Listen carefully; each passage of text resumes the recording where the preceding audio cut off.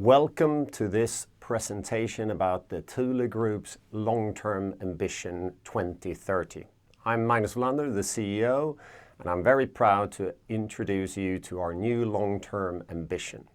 After a decade as a CEO, it is very exciting to look forward to the next decade as I will walk you through our new long-term ambitions. And if we start to look at what this company is about, that hasn't changed. We do the same things we've been doing the last few years. In reality, we are basing our core business on a constant focus of a sustainable business approach.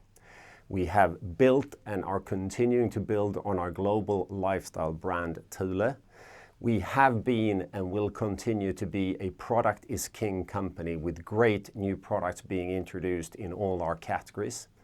We have proven, not the least in the very specific 2020, that we have both an efficient and a very flexible supply chain.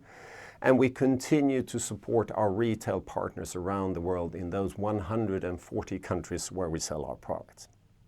This has meant that we have proven a strong growth and that we've also enabled a strong cash generation, which in itself opens up the possibility for strategic mergers and acquisitions. In total, we are convinced that that will bring strong shareholder returns also in the future. And therefore, I'm happy to state that we are ambitiously looking at a long-term 2030 target list that includes a doubling of our sales by 2030, the maintaining of a higher than 20% EBIT margin, and a more than 75% dividend of our annual net income.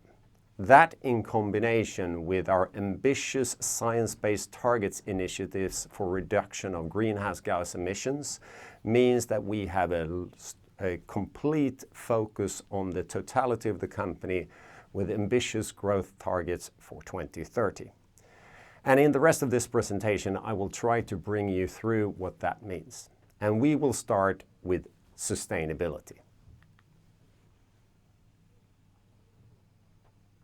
When looking at our sustainability target, it is something that we've always been focusing on in this company. We've been around since 1942, and there has always been a focus on ensuring that the company, its products, and the way we acted had a sustainable approach. That means we look at sustainability from all the aspects.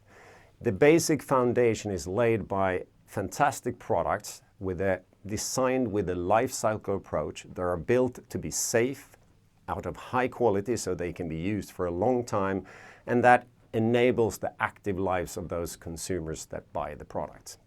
We then also have added ambitious environmental targets. We do look at all the aspects of supply chain ethics in our business, and we share a strong community engagement with our ambassadors and our Thule crew members, and we do that mostly by focusing on activities related to the outdoors and children. So it's always been an integral part of what we do, and what we now set out to do is to take it the next step. We have in 2020 signed up for the Science Based Targets initiative defining our 2030 targets. But of course, we've also achieved many things in the past years. We set the previous long-term targets in 2014, and they were to be met by 2020. And I'm happy to say that the majority of them have been met. We started with very ambitious greenhouse gas emission reductions in our own sites, where we in 2014 defined that we wanted to reduce the greenhouse gas emissions at own plants with at least 65%. And I'm happy to say we've reached minus 76% compared to the base year in 2014. We had an ambitious level of a recycling target that was to be above 96, which we are above 98% in 2020. And we have continued to reduce our water consumption despite increasing our production output. But in the specific 2020, we did also see some increased logistics impact with the pandemic situation creating difficulties in being streamlined in the logistics flow. That is also why we now broaden our focus and look at both the Scope 1, Scope 2 and Scope 3 in our Science-Based Targets initiative, where we are setting ambitious targets to meet the 1.5 degrees Celsius target of global warming in line with the Paris 2015 agreement.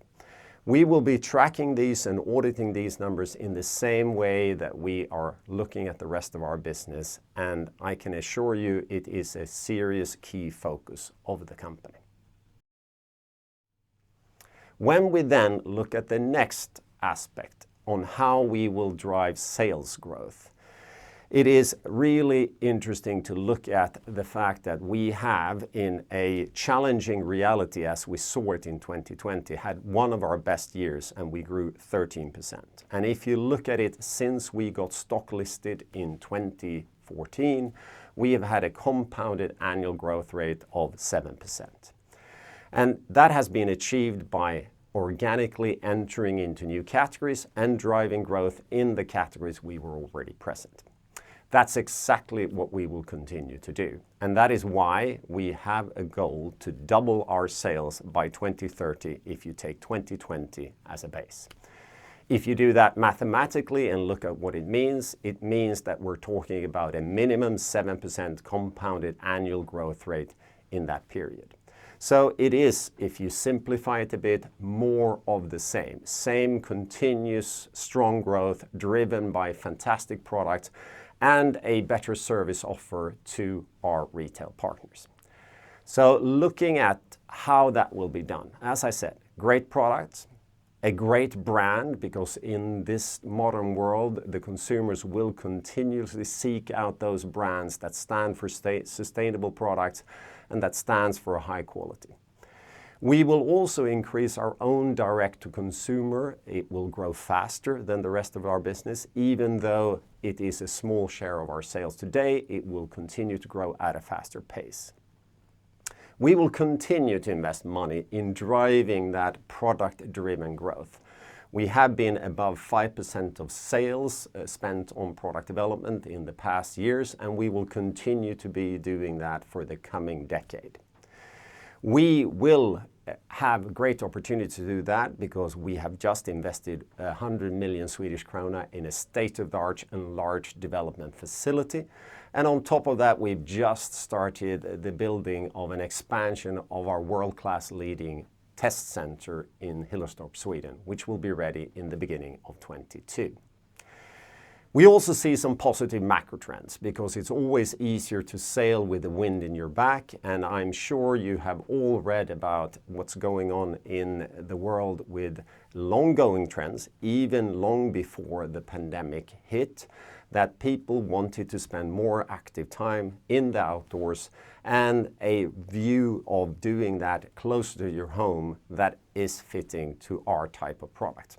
That has been further boosted now by the pandemic, and that especially is related to the biking-related categories.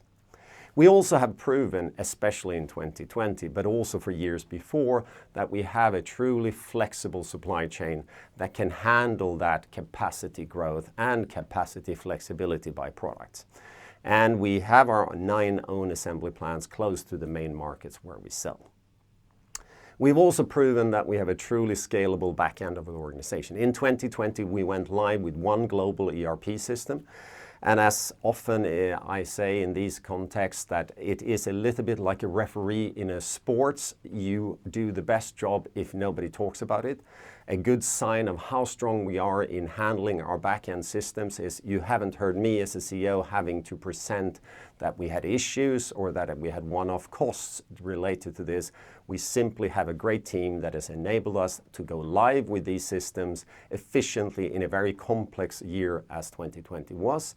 And we will be able to utilize those new systems now globally implemented in a strong way as sales grow. We will also go into some new product categories. So to share a little bit more about the thinking of the product category exposure, let's look at the 4 categories we have today. Sport&Cargo Carriers is the biggest, 64%. RV product, which is very European focused, is 15%. Active Kids, which grew the fastest the last few years, is now up to 13%. And packs, bags and luggage, that definitely was very challenged during the pandemic year of 2020, stood for 8% of sales. From a geographical exposure, 72% of our sales was in the region Europe and rest of the world, and 28% was in region Americas. So let's start with the biggest category, Sports and Cargo Carriers. Here we are the undisputed global market leader. We're number one in each one of the 140 countries we sell in, and we will continue to drive growth by investing more money than anybody else and by having a better skill set and a stronger brand than anybody else in this category. On top of that, it is clear that this staycation momentum is happening as we speak. There was a trend already underlying before the pandemic came, and with the pandemic, it's clear that there has been a boost in spending vacations and being active. You can see that on sales numbers for biking manufacturers and booking nights for hiking resorts, etc. It is clearly a long ongoing trend that has been further boosted. There is also a generation that I now include myself in, the 55 plus, that is more active than ever and is doing more different activities. And on top of that, we also see clearly that the growing middle class in emerging markets are wanting to pursue those same activities that the Western European and North American markets already have been doing for some years. There's clearly also a customer preferences from both a retail customer, but especially from consumers, for premium brands that also show and share their sustainability focus. So here the strategic ambition is very simple. We intend to further strengthen our global number one position. If we then look at RV products, here it is clearly the case that our core market is Europe, 96% of sales. And here in the European market, we intend to continue, as we've been doing the last decade, to outpace the general European RV market growth. And in addition, we intend to take some niche wins in other geographies with those specific products that we think fit in North America and in Asia. Also here, clearly the fact of the opportunity of being able to travel in your own private bubble has driven a fantastic desire and demand. The RV market in terms of manufacturers struggled a bit to get their relatively complex supply chains up and running in 2020 to compensate, but the view in the next few years is very positive in general. Here also, this 55 plus generation is being more active and bringing more stuff. But what is one of the most interesting trends for the Thule Group is the fact that there is a younger generation with younger families wanting and striving for flexible, active holidays that are buying smaller vehicles. And as we do equipment that sit outside on the smaller vans to enable you to bring all those surf gears, bikes, etc., and to have that awning and tent on the outside is something that fits us very well. So generally, a strong outpacing of a strong European market, and then getting into relevant market niches in the North American and Asian market. Then let's talk about our fastest growing product category, Active Kids. We have for a number of years seen a very strong growth, and we intend to continue to build on both the trend momentum in the category as a whole in the market, but also on the fact that our brand now has more and more impressions as parents-to-be walk around their cities. They will see more and more Thule products on bikes, but also nowadays strollers, which primes them to look at us as a brand for buying their first product when it's time to have children. We are clearly in the bike commuting a leading player. We are number one in the world in bike trailers and one of the top 3 players in child bike seats. And here you have read about the significant investments that have happened around the world in infrastructure to enable more bike commuting. And it's clear that there's also been a consumer trend for a few years even before that, with both the health and benefits of being active and biking, but also a more sustainable way of commuting. That will clearly help this category and us as a leading brand. On top of that, we are starting to become a player for serious now in the premium stroller brands category. And we are continually growing at a fast pace and will add additional products to the portfolio as we build both the brand and the portfolio. So really simplifying it, it's to say we will strengthen our already leading position in bike-related products, and we will definitely grow in their strollers category with broadened distribution and portfolio. So then looking at the category that was most challenged during the pandemic 2020. Packs, bags and luggage is a category where we had big ambitions to grow in the single biggest market category, which is luggage, where we are a very small player today.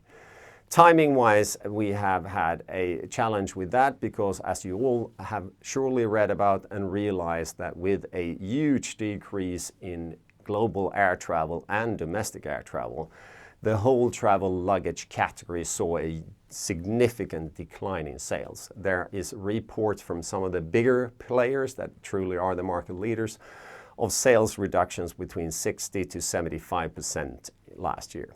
We didn't have the same type of numbers negatively, but of course we were challenged as well. Here we do expect, as the vaccine programs are finalized, completed and rolled out, that there will be a post-pandemic recovery.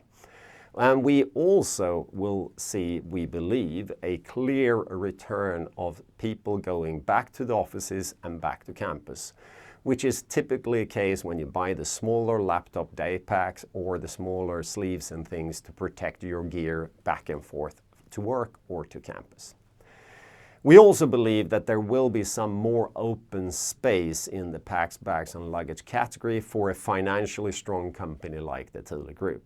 It is clear that if you have sales drops of 60 to 75%, some of the medium to lower end brands or smaller companies will struggle. I'm sure all the big and successful ones of the Samsonite groups, the Removas, etc., will continue to be very strong players, but there will be also other smaller companies that will struggle, which opens the opportunity and space for us, which are financially strong, to take that share. So we will continue to win market share in luggage, everyday packs and in sport packs.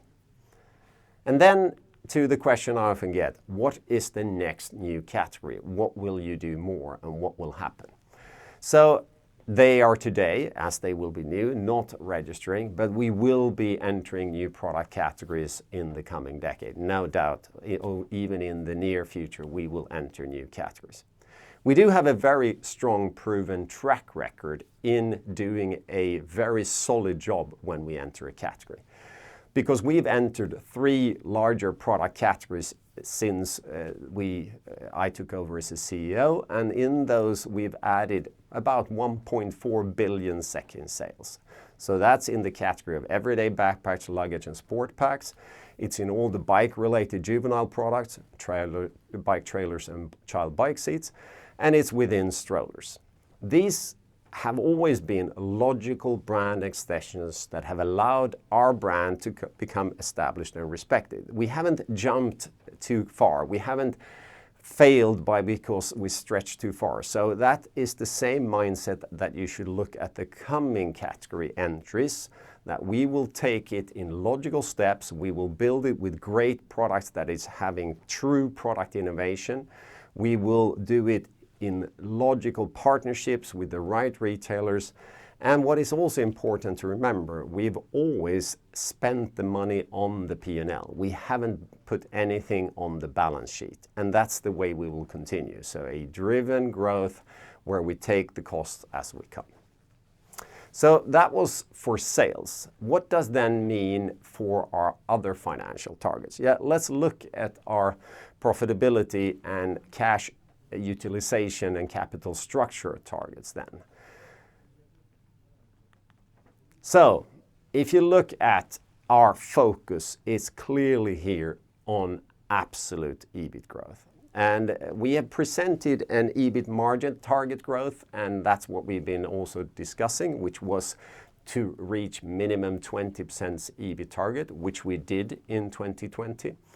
And clearly we are setting the target to maintain that very high level of above 20 also for the coming years. But the real focus as a company is actually on true EBIT growth, true monetary growth.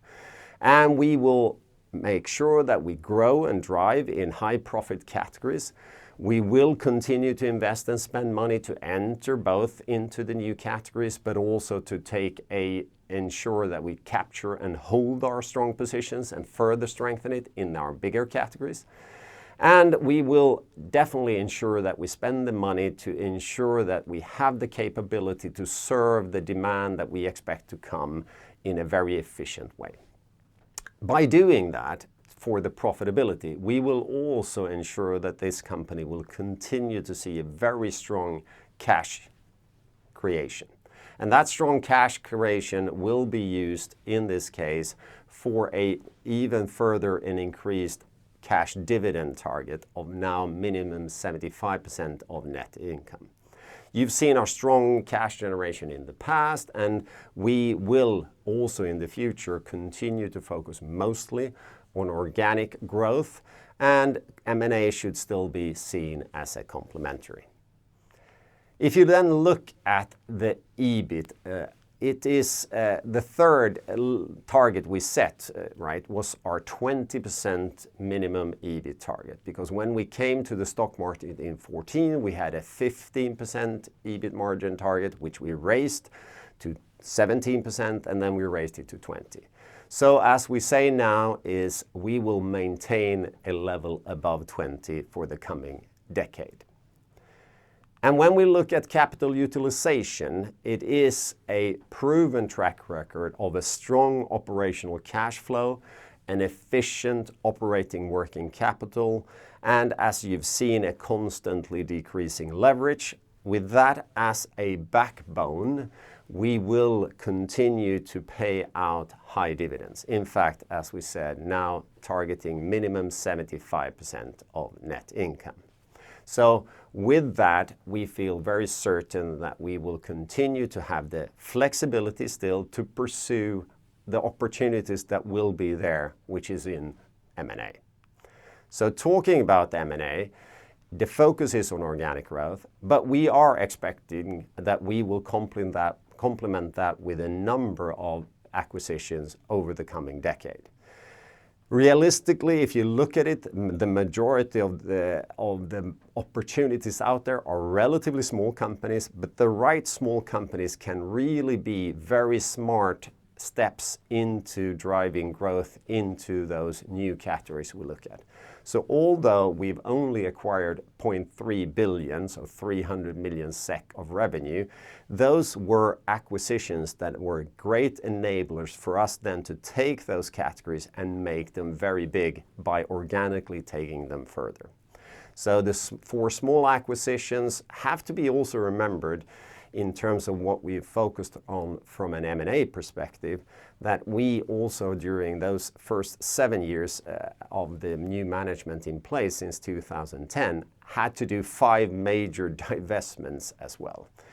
We now have a very strong balance sheet that allows us to focus on M&A. We also, as a senior management, having done a lot of divestments, having done an IPO, are also capable of looking at those M&A opportunities. And in a similar way as to the new categories we look at, we have an opportunity to have senior management focus on those aspects as the rest of the business continues to perform. So in closing, what I can say is that I'm very happy to see a fantastic 2020 behind us. We have a strong momentum in 2021. There is very strong underlying trends. We have a proven track record as a company. I'm very proud of what the team has done over the last few years, and especially in 2020. I'm convinced that that team will continue to deliver fantastic results. And in a long-term ambition conclusion, you can then say you can expect more of the same, and that is great when it comes from the Thule Group. So with that, thank you for your attention and have a great day.